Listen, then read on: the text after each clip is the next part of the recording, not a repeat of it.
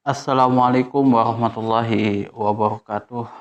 Innal hamdalillahi nahmaduhu wa nasta'inuhu wa nastaghfiruh wa na'udzubillahi min syururi anfusina wa min sayyiati a'malina. May yahdihillahu fala mudhillalah wa may yudlilhu fala hadiyalah. Asyhadu an la ilaha illallah wahdahu la syarikalah wa asyhadu anna Muhammadan abduhu wa rasuluh. Allahumma sholli ala sayyidina Muhammad wa ala ali sayyidina Muhammad kama shallaita ala sayyidina Ibrahim wa ala ali sayyidina Ibrahim wa barik ala sayyidina Muhammad wa ala ali sayyidina Muhammad kama barakta ala sayyidina Ibrahim wa ala ali sayyidina Ibrahim fil alamin innaka Hamidum Majid.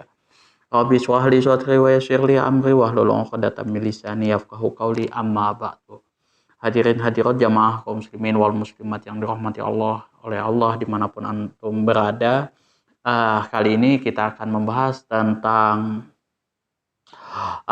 hadis-hadis atau pembahasan-pembahasan yang ada di dalam kitab Al-Azkar, yaitu mengenai tentang sunnahnya membaca tasyahud secara pelan. Jadi membaca tasyahud itu dibaca pelan atau khas. Nah, ini kita akan bahas ya. Faslun, adapun pasal fi bayani pada pembahasan anna sunnata, sesungguhnya sunat fit tasyahudil isyrari, membaca tasyahud dengan pelan. As-sunnatu fit tasyahudi al-israr. Jadi sunnah di dalam membaca tasyahud tersebut dibaca dengan pelan. Lil ijma'il muslimin alal zalik, berdasarkan pandangan ijma kaum muslimin atas itu. Jadi kalau kita membaca tasyahud itu ijma. Nah, ijma ulama itu di kalangan kaum muslimin itu dibaca secara pelan, bukan keras ya. Itu sesuai dengan runtutan sunnah. Kalau misalkan teman-teman baca keras, itu nggak sesuai dengan sunnah itu ya. Wa yadullu alaihi minal hadisi, dan hadis yang menunjukkan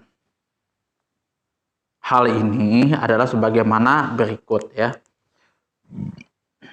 Ma rawainahu fi sunani Abu Dawud wa Tirmizi wal Baihaqi, sebagaimana hadis yang telah kami riwayatkan di dalam Sunan Abu Dawud, kemudian Imam Tirmizi dan Baihaqi. An Abdullah bin Mas'udin radhiyallahu anhu qala, dari Abdullah bin Mas'ud radhiyallahu anhu, semoga Allah meridhoi atas beliau, qala, telah berkata, minas sunnati ayyuhfiyat tasyahuda.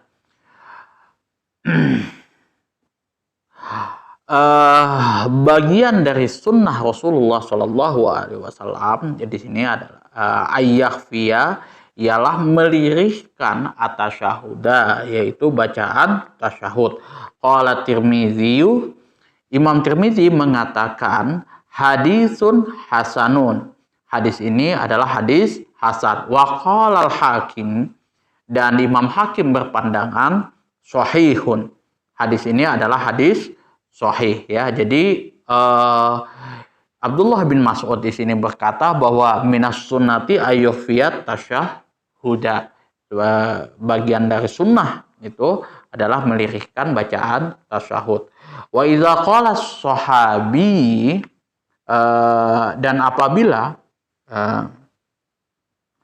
sahabat berpandangan di sini minas sunnati kaza, termasuk sunnah, tentuannya seperti ini adalah demikian, karena bimakna qaulihi, maka sama halnya bermakna beliau mengatakan qala Rasulullah sallallahu alaihi wasallam, telah bersabda Rasulullah sallallahu alaihi wasallam. Jadi kalau Ibnu Mas'ud mengatakan minas sunnati ayyuhfiyat tasyahud, tidak ada dia menyebutkan qala Rasulullah sallallahu alaihi wasallam, tidak ada di situ ya. Tapi maknanya itu sama dengan qala Rasulullah sallallahu alaihi wasallam, telah bersabda Rasulullah sallallahu alaihi wasallam. Itu maksudnya minas sunnati kaza itu ya. Jadi walaupun di situ langsung minas sunnati, di situ tidak ada qala Rasulullah sallallahu alaihi wasallam, itu sudah sama halnya dengan bermakna dengan qala Rasulullah Shallallahu alaihi wasallam. Hadza huwal mazhabus shahih al-mukhtar. Inilah ini merupakan pandangan mazhab yang sahih yang terpilih ya. Allazi alaihil jumhur allazi alaihi jumhurul ulama'i minal fuqahai wal muhaddisin wa ashabil usuli wal mutakallimin. Jadi ini sudah apa ya, yang mana ini juga diungkapkan oleh mayoritas ulama dari kalangan ahli fikih, dari kalangan ahli hadis, dari kalangan ahli usul dan ahli kalam. Ya, jadi ulama sepakat di sini bahwasanya membaca apa namanya bacaan tasyahud secara pelan itu sunnah ya. Falau jahara bihi, kalau misalkan seseorang tersebut membaca tasyahud tersebut dengan keras, uriha, maka hukumnya adalah makruh. Walau walam tabtul sholatuhu, akan tetapi sholatnya tidak batal. Walayas judulis sahwi, dan seseorang tersebut tidak perlu melakukan sujud sahwi. Nah, jadi seperti itu. Jadi sunnahnya kita membaca tasyahud itu dibaca secara pelan. Kalau misalkan seseorang tersebut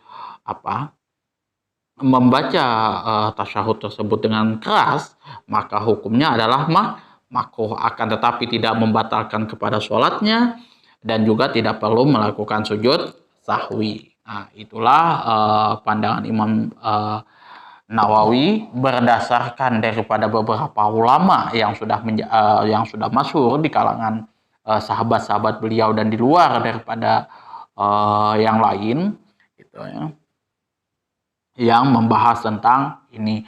Dan saya jujur aja ya, senangnya dengan ulama-ulama zaman tempo dulu itu, walaupun mereka berbeda pandangan, baik itu yang ekstrim betul kayak gitu, tetap mereka sampaikan di kitab mereka, tetap mereka sampaikan sampai ke kita itu pandangan-pandangan ulama-ulama yang lain. Tidak ada mereka sembunyikan, tutup-tutupi itu, ini yang dibuang, ini yang dia enggak seperti itu. Tetap mereka sampaikan secara adil. Beda halnya kalau dengan kitab itu khusus pandangan-pandangan Imam Syafi'i. Begitu juga kitab-kitab yang lain memang khusus itu pandangan-pandangan Imam Syafi'i, Imam Malik, Imam Ahmad bin Hambal dan lain sebagainya. Tapi ada beberapa ulama dari kalangan mazhab Syafi'i juga, dari kalangan Hambali juga, yang merangkum secara keseluruhan pandangan-pandangan ulama lain di luar dari mazhab mereka.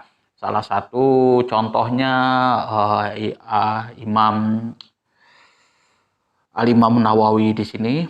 Kalau kita lihat kitab Al-Majmu', itu juga, kemudian kayak misalkan kitab Bulughul Maram,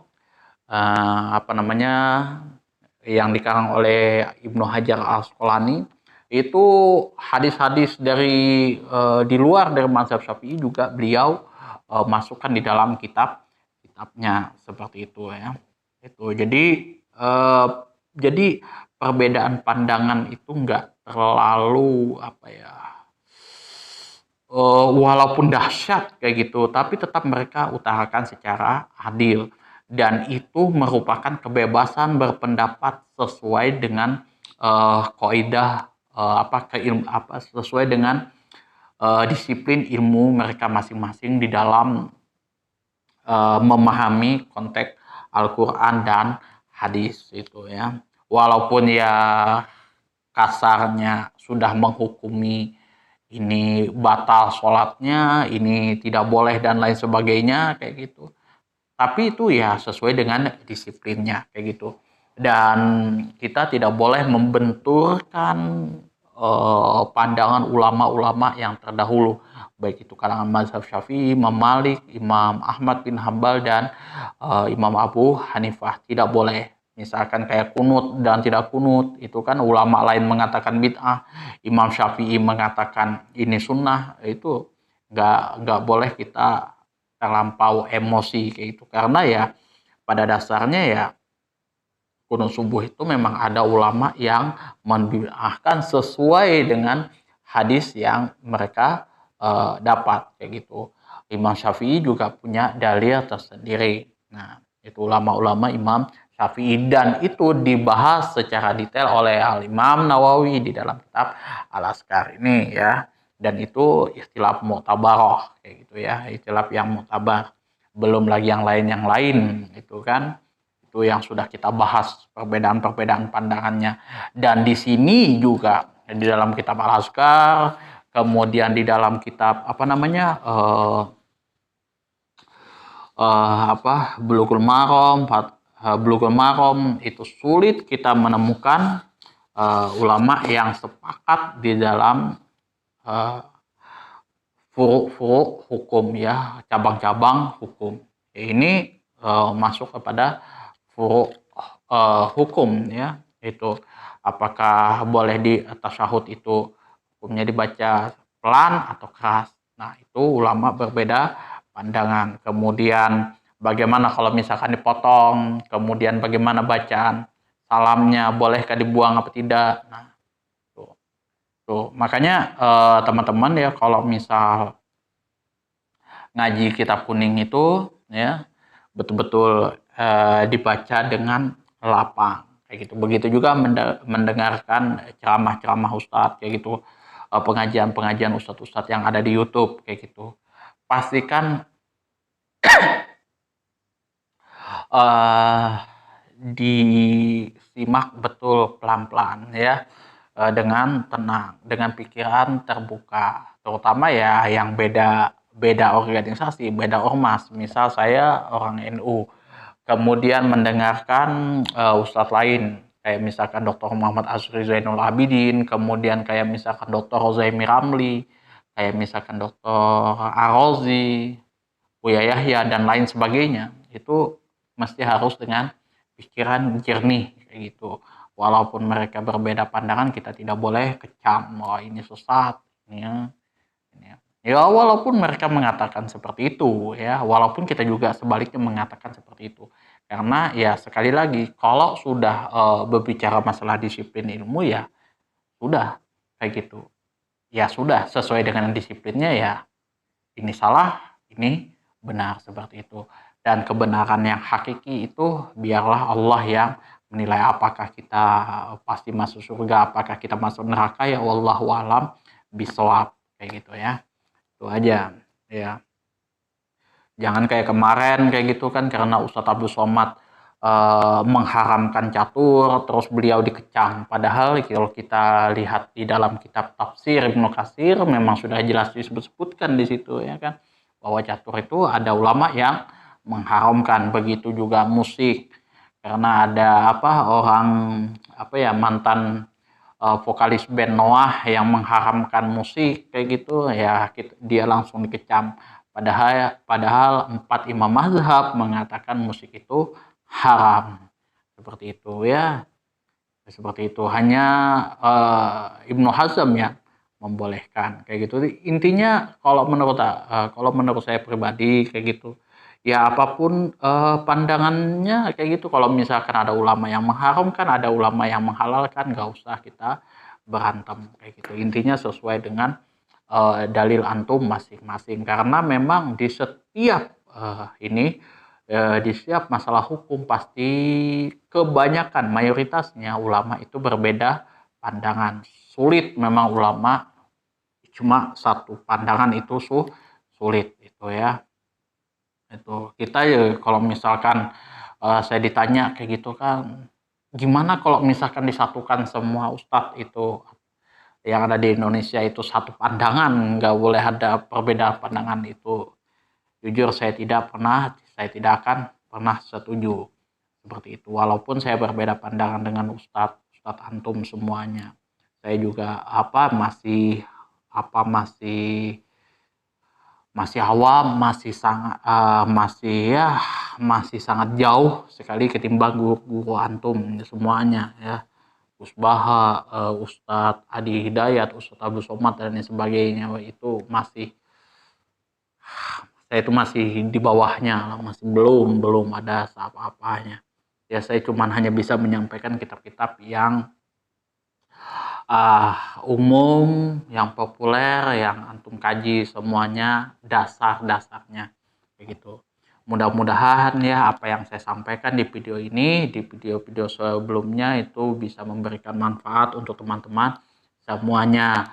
Kemudian saya juga mohon maaf apabila ada kata-kata saya yang menyinggung hati teman-teman semuanya. Kemudian di dalam penyampaian kitab ini mungkin masih banyak kekurangan yang dapat saya sampaikan, ada yang keblibet, ada yang salah nahwu shorobnya, harokatnya dan lain sebagainya.